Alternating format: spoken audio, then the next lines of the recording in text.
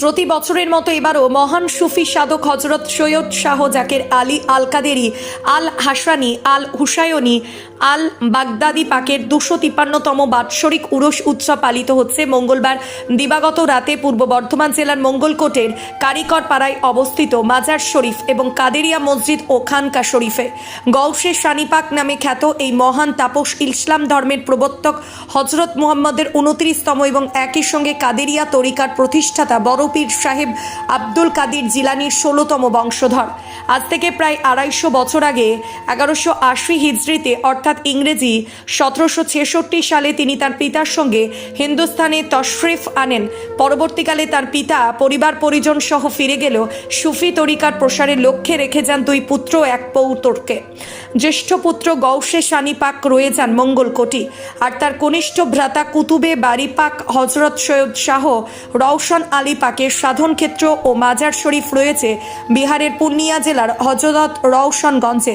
সেখানেও প্রতি বছর স্থানীয় হিন্দি ক্যালেন্ডার অনুযায়ী 3রা ফাগুন তার উরস পালিত হয়ে থাকে। গৌসে শানিপাকের জন্ম 1111 হিজরিতে হয়েছিল। 1180 হিজরিতে তিনি মঙ্গলকোটে তশরিফ আনেন। তার মধুর ব্যবহার, অনুপম চরিত্র মাধুর্য ও অসাধারণ পাণ্ডিত্যে সকলেই মুগ্ধ হতো। তার খ্যাতি সারা হিন্দুস্তানে ছড়িয়ে পড়ে। দূর দূরান্ত থেকে মানুষ তার দরবারে ছুটে আসতেন। 1192 হিজরির 5ই জিলহজ অর্থাৎ 1778 সালে তার বেশালে হক হয়েছিল। তারপর থেকে প্রতি বছর 5ই জিলহজ এই উরস পালিত হয়ে আসছে। হজরতের বর্তমান স্থলাভিষিক্ত উত্তরাধিকারী সিলসিলায় কাদেরিয়ার সাজ্জাদানশীন হুজুর পাক হজরত সৈয়দ শাহ ইয়াসুব আলী আল কাদেরি আল বাগদাদির পরিচালনায় উরস পালিত হচ্ছে। আজ মঙ্গলবার আমরা সমবেত হয়েছি পূর্ব বর্ধমান জেলার মঙ্গলকোট গ্রামের কারিগর পাড়ায় অবস্থিত গৌসে শানিপাক নামে খ্যাত মহান সুফি সাধক হজরত সৈয়দ শাহ জাকের আলী আল কাদেরি আল হাসানি আল হুসাইনি আল বাগদাদি আলাইহিসসালাম পাকের 253তম বার্ষিক উরস শরীফ উপলক্ষে আজ থেকে প্রায় 250 বছর আগে এই গৌসে শানিপাক তার পরিবার পরিজন সহ বাগদাদ শরীফ থেকে এই হিন্দুস্তানে তশরিফ এনেছিলেন। এবং গৌসে শানিপাকের যেটা বিশেষত্ব যে তার আব্বাজান ফিরে গেলেও তিনি কিন্তু এই মঙ্গলকোট পাকে থেকে যান, তিনি এবং তার আরেক ভাই। এবং এই হিন্দুস্তানে বাংলা বিহারে মানে এই কাদেরিয়া তরিকা, কাদেরিয়া সুফি কাদেরিয়া তরিকার প্রসার তার মাধ্যমেই ঘটেছিল। ইংরেজি 1778 খ্রিস্টাব্দে অর্থাৎ হিজরি হিসেবে 1192 হিজরিতে তার বেসালে হক হয়েছিল। তারপর থেকে 5ই জিলহজ ছিল সেই তারিখটা। তারপর থেকে প্রত্যেক বছর এই ইসলামিক ক্যালেন্ডার অনুযায়ী 5ই জিলহজ তার উরস পাক পালিত হয়ে আসছে। এবছর 253তম বার্ষিক উরস শরীফ পালিত হচ্ছে। গৌসে শানিপাকের যে পরিচয় আমাদের একটু জানা দরকার। তিনি হচ্ছেন আলে রসুল আউলাদে আলী আলাইসাল্লাম পাক, অর্থাৎ হজরত মোহাম্মদ সাল্লাল্লাহু আলাইহি ওয়া আলিহি ওয়াসাল্লাম পাকের তিনি সরাসরি 29তম বংশধর।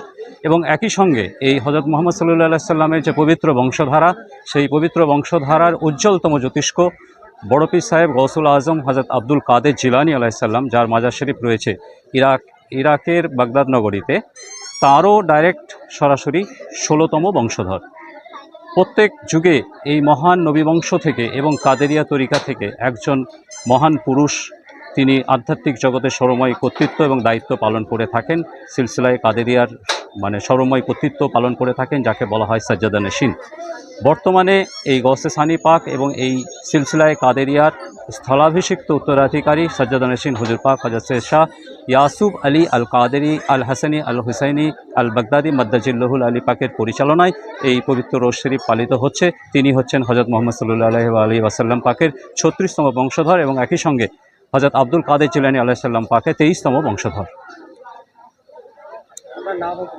আমার নাম চৌধুরী ইফতেহাজুল হক। আর আরেকটা কথা, যেটা মওলা পাক অর্থাৎ গৌসে শানিপাকের প্রপৌত্র মওলা পাকের উরসে মেদিনীপুরে প্রত্যেক বছর 4ই ফাল্গুন বাংলাদেশ থেকে স্পেশাল ট্রেন আসে এবং রিজার্ভ বাসও এসে থাকে। এই মঙ্গলকোটেও বেশ কয়েক বছর থেকে কতগুলি স্পেশাল বাস যোগে বাংলাদেশ থেকে পুণ্যার্থীরা আসছেন। এবছরও 3টি বাস এসছে পাবনা এবং রাজবাড়ী জেলা থেকে। এছাড়াও বিভিন্ন রুটে ঢাকা এবং অন্যান্য জায়গা থেকে প্লেনে বা ট্রেনে মানুষ এসছেন।